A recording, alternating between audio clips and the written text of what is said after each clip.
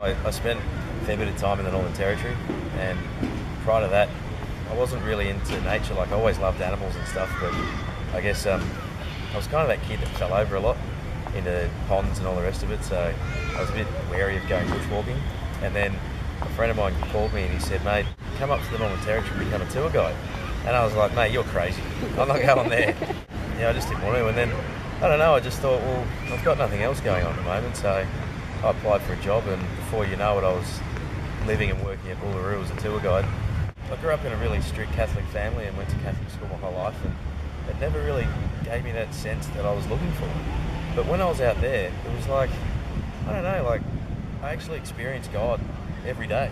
And I haven't told anyone this actually, but every day I'd see these butterflies, and I'd call him Mr. G, and he was like a guardian looking over me, you know, and I'd see him, and it'd just be different butterflies, but it'd be the same breed. And you know, if I was having a shit day or whatever, like, Mr. G'd appear, and like, it was just amazing. And then one day I just had the idea to get my guests to place their hand on Uluru and actually do a meditation. It's just such a powerful experience.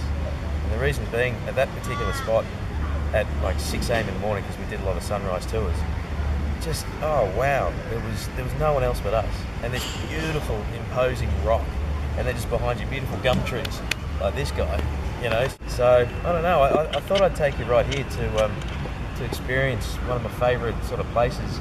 And I also have a huge affiliation and love for water.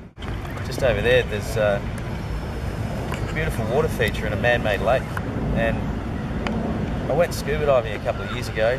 I'd had a bit of tragedy in my life and wasn't feeling too crash hot, so I decided to go to a place called Byron Bay, and I learnt to scuba dive for the very first time. And I will never forget it. There I was at the bottom of the ocean, 14 metres deep, I think it was. Yeah, it was 14 metres. And there's this beautiful turtle, there's two of them, and they're just chatting away. And of course we went over to pat them, which you're not allowed to do, so we left them be. But then this one turtle, he just decided to chuff off, like, just to leave the area. So I saw him, like, it was honestly the most beautiful experience, and I commune with Mother Nature, which is who I call God.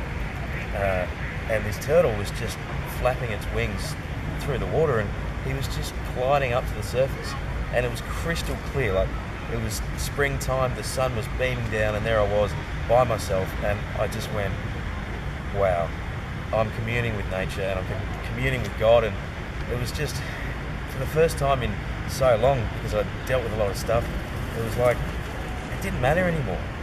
It was like, here this turtle is in his own environment, just chilling out, loving life, and everything that's above the water meant nothing.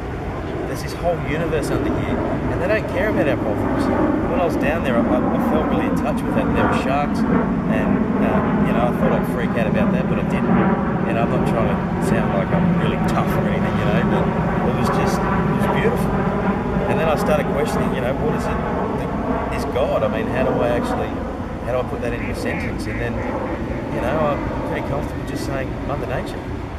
It reminds me every day to just enjoy it, and just the moments that you get when you're just walking down the street. Like, when you become aware of it, you stay in the moment, you see like you see a dog smiling, and that makes you laugh, or you might see a butterfly that you don't see that often, or you know, just a beautiful flower, and it just makes you realise, wow, you know, I don't need to buy things, I don't need to have people around, I just need to be in the moment and just enjoy it, and then commune with that.